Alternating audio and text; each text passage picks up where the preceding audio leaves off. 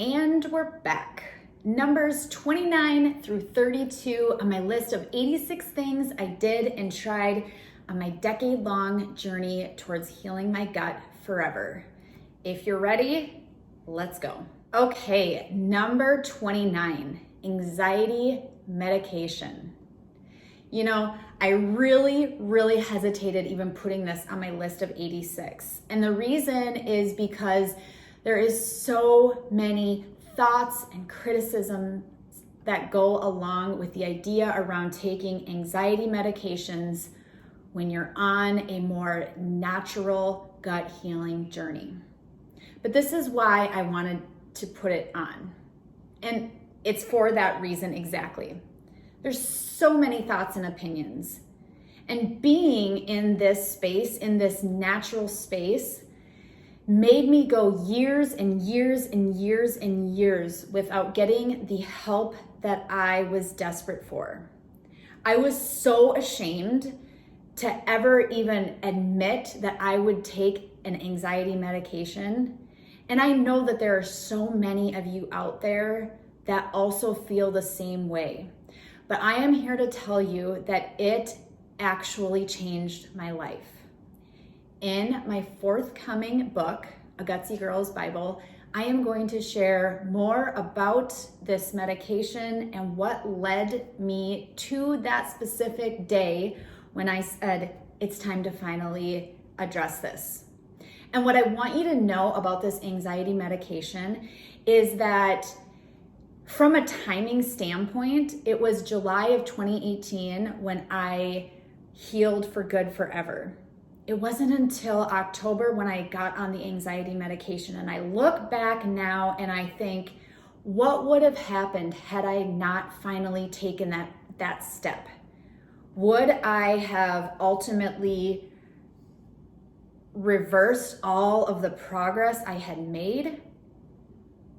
Would I still be in a very different state than I am today? I don't know. What I can tell you is that it did change my life.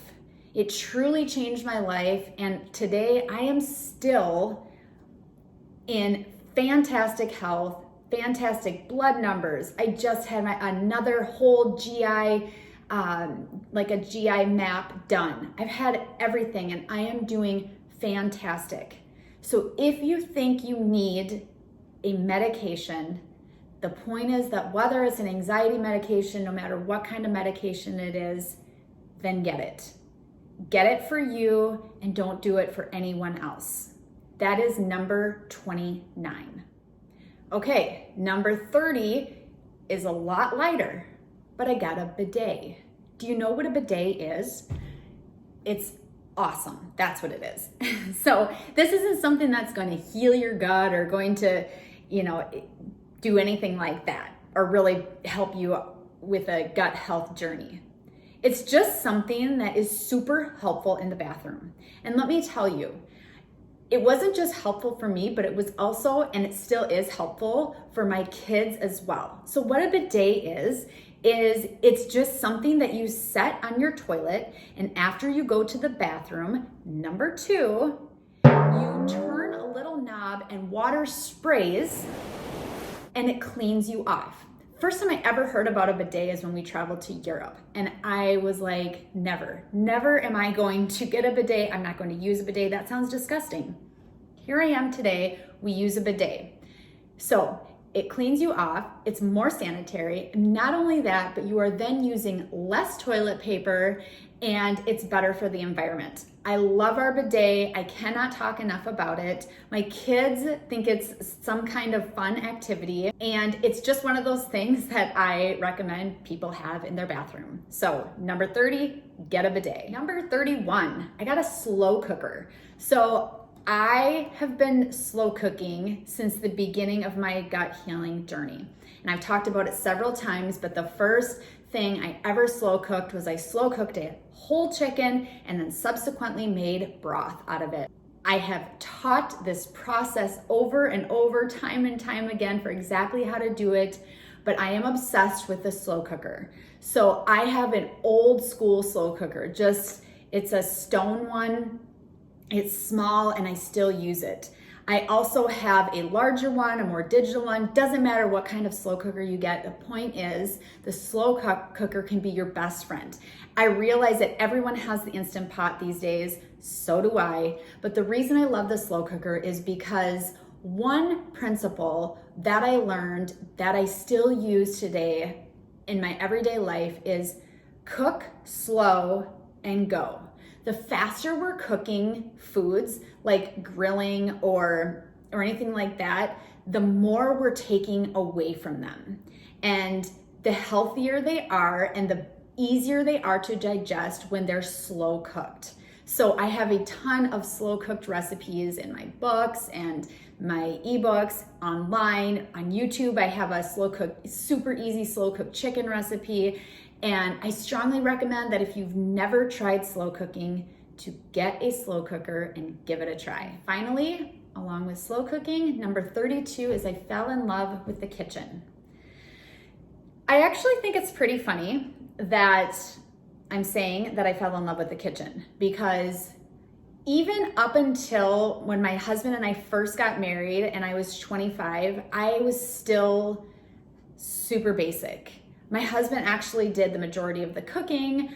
I couldn't do much. I think I did a lot of sautés. I would throw vegetables and some meat into a wok. I would pour milk, cereal. I would do anything that was basic. Sandwiches, snacks.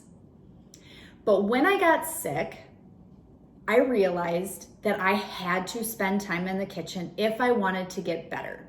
So everything I know today about creating recipes, boosting things with flavor, creating desserts for a specific population based on a certain need, everything that I know is all because I fell in love with the kitchen and because I started in the kitchen and I would just play. I played all day long. At the time, of course, we didn't have kids or anything, and so I had the freedom to do that, but I look back and I'm so grateful for it, that I fell in love with the kitchen. I am a firm believer that you do not have to live 100% perfect on your diet or on doing anything on your healing journey, but you cannot heal and have a poor diet 24/7. You cannot heal and survive off of meals going out to eat, snacks on the go. It just doesn't work, because if it would have worked, I would have done that for sure.